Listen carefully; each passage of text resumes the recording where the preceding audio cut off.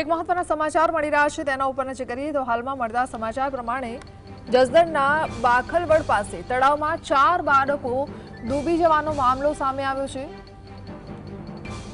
તો આજે ચારેય બાળકોની એક સાથે સ્મશાન યાત્રા નીકળતા જસદણ પંથકમાં શોકનો માહોલ ફરી વળ્યો છે। અંતિમ યાત્રામાં મોટી સંખ્યામાં લોકો જોડાયા છે।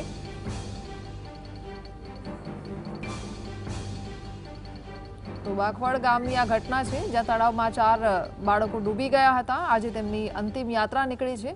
આખું ગામ આ અંતિમ યાત્રામાં જોડાયું છે। મોટાભાગના લોકો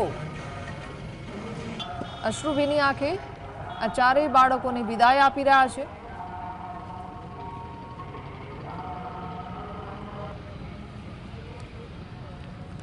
જસદણના આલણસાગર તળાવમાં નહાવા ગયેલા 4 બાળકો ડૂબી જવાથી તેમના કરુણ મોત થયા। આજે આખા પંથકમાં માતમ છવાઈ ગયો છે।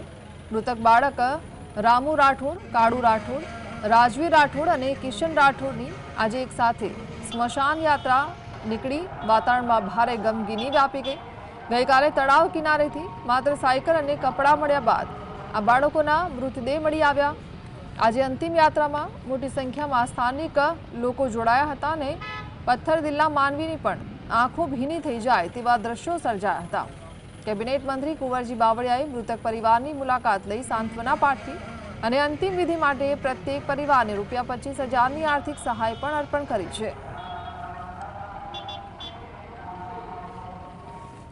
સાંજે 3 થી 4 ની વચ્ચે 4 બાળકો જેની ઉંમર 11 વર્ષથી 16 વર્ષની હતી એ લોકો અહીંયા નાહવા માટે આવ્યા હતા અને એનો ડૂબવાથી દુઃખદ 4 બાળકોનું અવસાન થઈ ગયું।